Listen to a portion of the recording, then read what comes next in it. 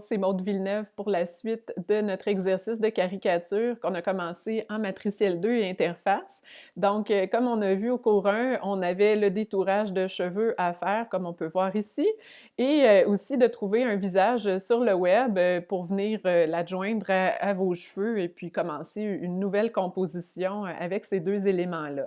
Alors ici, je suis allée sur le web chercher une image assez grande, là, vraiment, pour avoir un maximum de résolution. Ça, c'était mon image originale.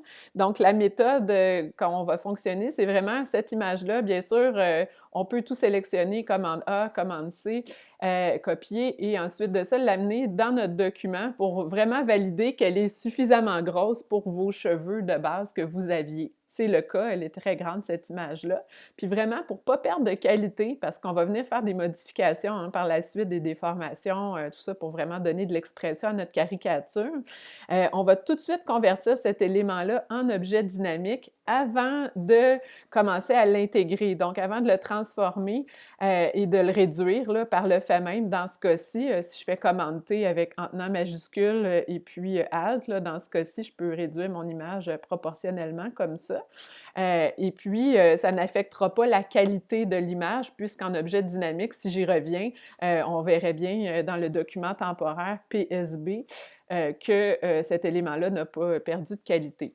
Donc ça, ce sera une première étape. Puis ensuite, on pourra effectivement faire le détourage qui s'impose de manière à intégrer le visage à la photo, comme on voit ici avec les cheveux.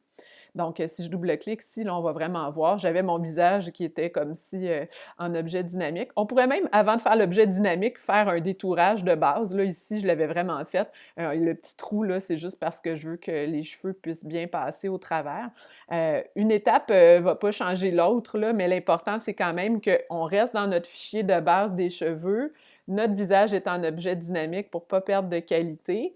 Et ensuite de ça, une fois qu'on est satisfait de notre résultat, on va effectivement combiner les cheveux et le visage pour faire un autre objet dynamique et l'appeler tête. Donc, c'est vraiment facile, là, juste vous rappeler comment réaliser l'objet dynamique. Si je reviens chercher mes deux éléments, on les sélectionne, on clique à droite sur notre souris, convertir en objet dynamique, et là, hop, je pourrais bien sûr renommer cela tête, là, et puis ça serait mon élément qui sera par la suite dupliqué dans mon fichier pour faire le... Je vais le chercher, là, excusez-moi. Fille, le corps. Bon, je vais le trouver. J'en ai trop d'ouvert. Donc, j'avais choisi ce corps-là pour venir continuer ma caricature. Et effectivement, c'est ici que je viendrais dupliquer mon objet dynamique de tête. Alors, comme on se rappelle au premier cours, je vous ai montré deux manières. Là, c'est facile. On pourrait toujours cliquer à droite sur notre calque dynamique ici, faire dupliquer le calque. Et là, on choisit bien entendu l'endroit, donc le document du corps ici, pour faire ça.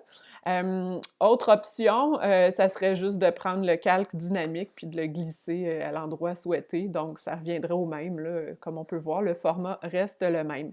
Comme je suis en objet dynamique ici, je vais pouvoir sans problème réduire cet élément-là, encore une fois, en faisant commande T, transformation manuelle, et puis faire en sorte que mes deux parties puissent s'intégrer ensemble.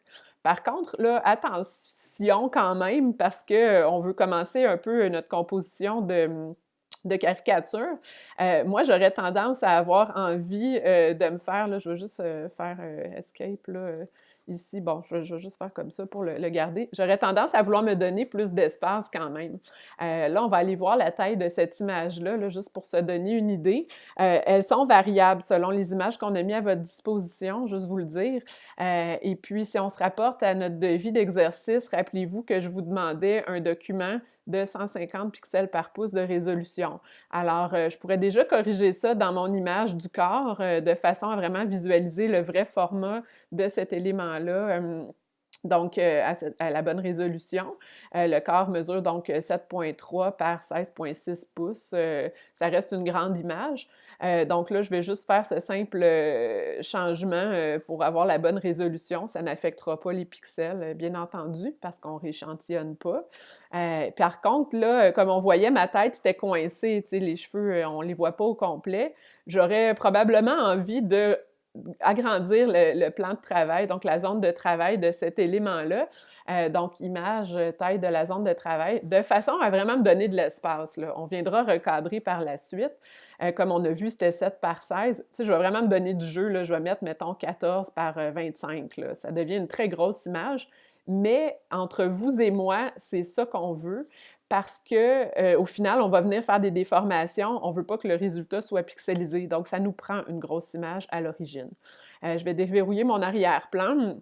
Et là, va s'en suivre bien sûr un travail de détourage de cet élément-là. Là, je le fais hyper rapidement là, avec mon pinceau sélecteur, là, et puis je vais inverser ma sélection, là, commande majuscule I.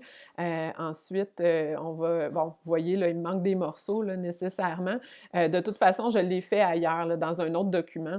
Je vais y revenir. Par contre, là, comme on peut voir, j'ai agrandi mon espace de travail et puis c'est super correct parce que là, la tête est visible au complet.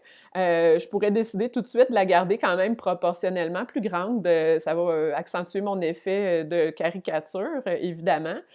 Puis là, j'y vais. C'est comme un collage super rapide, là. C'est sûr que je pourrais ajuster tout ça. Je pourrais faire une petite transformation, une inclinaison déjà si je le souhaite. Mais grosso modo, ce que je veux faire ici, là, c'est vraiment faire ma base là, pour ma caricature. Une fois que ça va me satisfaire, donc comme on peut voir ici, je me suis même sauvegardé ce document-là pour garder des traces. Là, j'ai sauvegardé le document, je l'ai appelé corps-tête.psd. En cours de route, vous êtes toujours mieux de faire ça. Vous allez vous éviter des fois de perdre certaines parties de votre travail. Ici, je m'étais amusée un peu à détourer là, le petit signe de peace avec les doigts, d'incliner la tête légèrement. Mais j'ai pas fait plus de modifs que ça parce que ça sera dans mon document de montage de caricature que je pourrais faire ça par la suite. Donc ça, c'est comme la tête tantôt. Une fois qu'on est satisfait de ces éléments-là combinés ensemble, on peut en créer un objet dynamique. Donc là, ici, je vais pouvoir faire, comme on a vu précédemment, là, convertir en objet dynamique. Je pourrais l'appeler fille là, ou caricature, peu importe. Et c'est cet élément-là que je vais venir ensuite de ça, je vais me faire un nouveau document avec vous, donc commande N, un bon document au bon format. Donc, on demandait un 6 pouces par 9 pouces, rappelez-vous, à 150 pixels par pouce ici, d'accord? Je peux laisser mon arrière-plan blanc, là, peu importe. Et là, c'est à cet endroit-là, effectivement, que je vais venir dupliquer l'objet dynamique de mon personnage. Donc, je vais le refaire ici en clic droit sur mon calque, dupliquer le calque. Et là, ben, c'est un sans-titre, là, je ne l'ai pas nommé. J'aurais pu l'appeler caricature, effectivement. Comme on peut voir, c'est immense. Encore une fois, c'est souhaité. Là, je vais quand même pouvoir me permettre, vu que c'est un objet dynamique, de rapetisser ces deux éléments-là de sorte à venir quand même remplir l'espace d'une façon intéressante. Et ça va vraiment me permettre de faire ma base pour la suite des modifications qu'on verra dans un prochain tuto. Donc, je vous encourage à le sauvegarder dès maintenant. Là, je vais l'appeler caricature 1 là, ici, avec le sujet qui est là, qu'on va venir modifier directement dans le document de montage. Si jamais j'ai besoin de faire d'autres changements en cours de route, aucun problème, là. Je double-clique sur mon objet dynamique. Notez bien que le petit document qui s'est ouvert, ça s'appelle un PSB. C'est un document qui contient les éléments de l'objet dynamique. Ça, c'est un fichier qui est temporaire. Donc, c'est important que si je faisais un changement, par exemple, là, disons que, je sais pas, là, je décide de faire une rotation supplémentaire avec la tête de mon personnage. Là, comme on peut voir, ça pose problème à cause de... C'est peut-être pas l'idée du siècle, là. Faudrait que je déverrouille à ce moment-ci mon masque de fusion. Puis là, si je faisais ma rotation un peu plus, là, par exemple, on va dire, à ce moment-ci, pour appliquer le changement dans mon document de montage, je dois, bien entendu, venir, je vais juste réouvrir là, ma tête, mon document de tête, faire une sauvegarde, commande S avec ce fichier temporaire-là, PSB.